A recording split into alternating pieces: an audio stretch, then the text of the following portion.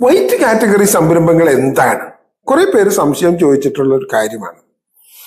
ഈ pollution control board ഇന്ത്യക്ക് എല്ലായിടത്തും ഒരേപോലെ പ്രവർത്തിക്കുന്ന, ഒരേ നിയമത്തിന്റെ അടിസ്ഥാനത്തിൽ പ്രവർത്തിക്കുന്ന ഒരു സ്റ്റാറ്റ്യൂട്ടറി ബോഡിയാണ്.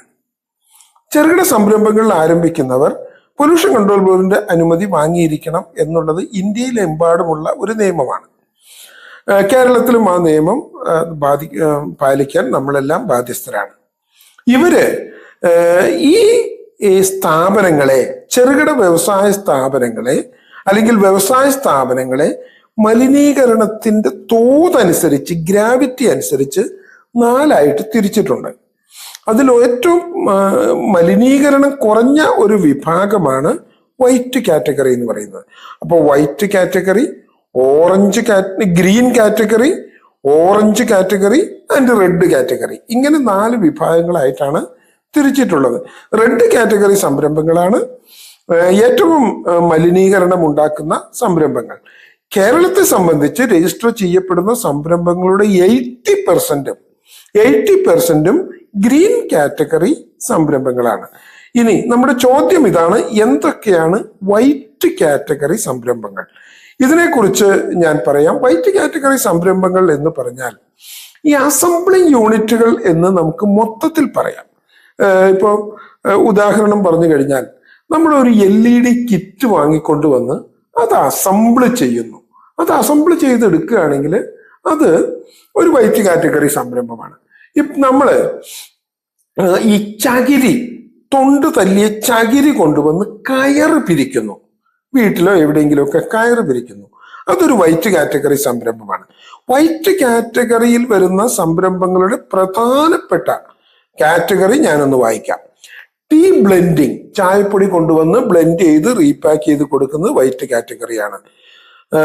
PVC ഷീറ്റ് ഉപയോഗിച്ച് ബിസ്ക്കറ്റ് ട്രേകൾ ഉണ്ടാക്കുന്നത് വൈറ്റ് കാറ്റഗറിയാണ്. ബെയിലിംഗ് എന്ന് പറഞ്ഞാൽ ഇങ്ങനെ മടക്കി ചുരുട്ടുന്ന ഏത് ആക്ടിവിറ്റിയും വൈറ്റ് കാറ്റഗറി സംരംഭമാണ്. എയർ കൂളേഴ്സ്, എയർ കണ്ടീഷണേഴ്സ്, ഇതിന്റെയൊക്കെ റിപ്പയറിങ്, സർവീസിങ്, ഇതൊക്കെ വൈറ്റ് കാറ്റഗറി സംരംഭങ്ങളാണ്. ബൈസിക്കിൾ, ബേബി സൈക്കിൾ, ഇതിന്റെയൊക്കെ അസംബ്ലിംഗ് വൈറ്റ് കാറ്റഗറി സംരംഭമാണ്. Block making of printing without foundry, അത് വൈറ്റ് കാറ്റഗറിയാണ്. ഡീസൽ പമ്പ് സെറ്റിന്റെ റിപ്പയറിംഗ്, സർവീസിങ് വൈറ്റ് കാറ്റഗറി സംരംഭമാണ്. Cotton and woollen hosiery making white category സംരംഭമാണ്. Electric lamp, electrical and electronics ഐറ്റംസിന്റെ repairing, servicing, CFL lamp assembling. Engineering and fabrication unit dry process ആണ് എങ്കിൽ അത് white കാറ്റഗറിയാണ്. Heat treatment ഒന്നുമില്ല, dry process ആണ് എങ്കിൽ. Fly ash bricks block manufacturing, fly ash ഉപയോഗിച്ചുകൊണ്ട് ഉണ്ടാക്കുന്ന ബ്രിക്സുകള്, ബ്ലോക്കുകളൊക്കെ. ഫൗണ്ടൻ പെന്നിന്റെ assembling white കാറ്റഗറിയാണ്.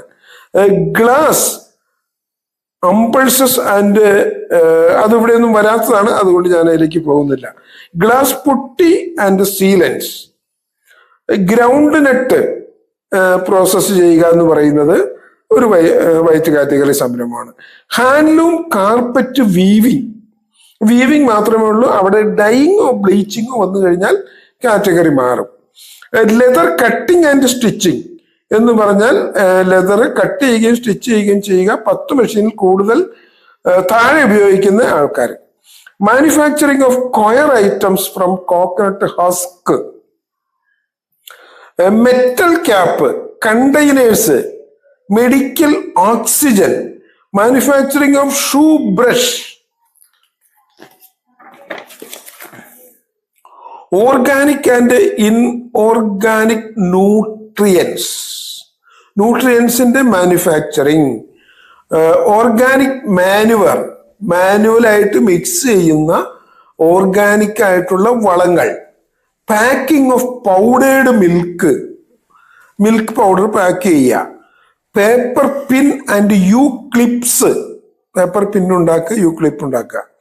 Repairing of electric motors and generators, അത് മെക്കാനിക്കൽ പ്രോസസ് അല്ലാതെ ചെയ്യുന്നതിന് റോപ്പ് ഉണ്ടാക്കുക, കയറൊക്കെ ഉണ്ടാക്കുക.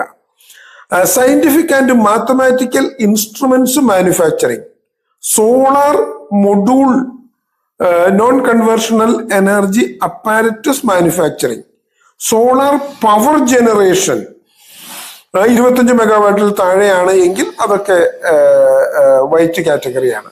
Surgical and medical product assembling only, ഇതൊക്കെ വൈറ്റ് കാറ്റഗറി സംരംഭങ്ങളാണ്. ഒരു കാറ്റഗറി, ഒരു പർട്ടിക്കുലർ പ്രോഡക്റ്റ് അതിന്റെ ആക്ടിവിറ്റികൾക്കനുസരിച്ച് അതിൽ എന്തൊക്കെ കാര്യങ്ങൾ ചെയ്യുന്നുണ്ട് എന്നതനുസരിച്ച് നമ്മുടെ പ്രോഡക്റ്റിന്റെ കാറ്റഗറിയും മാറും. ഈ വൈറ്റ് കാറ്റഗറി സംരംഭങ്ങൾ എന്ന് പറഞ്ഞാൽ ഒട്ടും പൊല്യൂഷൻ ഉണ്ടാക്കാത്ത, നമുക്ക് ദോഷമൊന്നും ചെയ്യാത്ത ഒരു കാറ്റഗറിയിൽ വരുന്ന ബിസിനസ്സുകളാണ്. ഇങ്ങനെയുള്ള ബിസിനസ്സുകളുടെ ഗുണം എന്താണെന്ന് വെച്ചാൽ, ഈ വൈറ്റ് കാറ്റഗറി സംരംഭങ്ങൾ തുടങ്ങുന്നതിന് പൊല്യൂഷൻ കൺട്രോൾ ബോർഡിന്റെ അനുമതി ആവശ്യമില്ല. ശരിക്കും ഇതിൽ വരുന്ന അസംബ്ലിംഗ് യൂണിറ്റ് പ്രോഡക്റ്റുകളൊക്കെയാണ്. ഇപ്പൊ നമ്മള് ഈ പേപ്പർ കൊണ്ടുവന്ന് കട്ട് ചെയ്ത് A4 ഷീറ്റും ലീഗൽ ഷീറ്റും ഒക്കെയായി റീപാക്ക് ചെയ്ത് വിൽക്കുന്ന സംവിധാനങ്ങളൊക്കെ വളരെ ചെറിയ തോതിൽ നടക്കുന്നുണ്ട്. അത്തരം സംവിധാനങ്ങളൊക്കെ വൈറ്റ് കാറ്റഗറിയിലാണ് വരുന്നത്. അപ്പോൾ വൈറ്റ് കാറ്റഗറി സംരംഭങ്ങൾ എന്ന് പറയുന്നത്, ഞാൻ കുറച്ച് എക്സാമ്പിൾസ് ആണ് പറഞ്ഞത്. പൊല്യൂഷൻ കൺട്രോൾ ബോർഡിന്റെ സൈറ്റിൽ കയറി കഴിഞ്ഞാൽ നമുക്ക് ഈ കാറ്റഗറി വളരെ കൃത്യമായിട്ട് മനസ്സിലാക്കാൻ പറ്റും. ഒട്ടും പൊല്യൂഷൻ ഉണ്ടാക്കാത്ത കാറ്റഗറി ആയതുകൊണ്ട് നമുക്ക് വീടിനോട് ചേർന്നൊക്കെ ചെറിയ തോതിലൊക്കെ ഇത് ചെയ്യാൻ പറ്റും. അപ്പോൾ വൈറ്റ് കാറ്റഗറി സംരംഭങ്ങൾ എന്താണ് എന്ന് കുറെ സംരംഭകർ ചോദിച്ചു. അവർക്കുള്ള ഒരു ഉത്തരമാണ് ഞാൻ ഇന്ന് നൽകിയത്. എല്ലാ സംരംഭ സുഹൃത്തുക്കൾക്കും ഒരിക്കൽ കൂടി നന്ദി, നമസ്കാരം.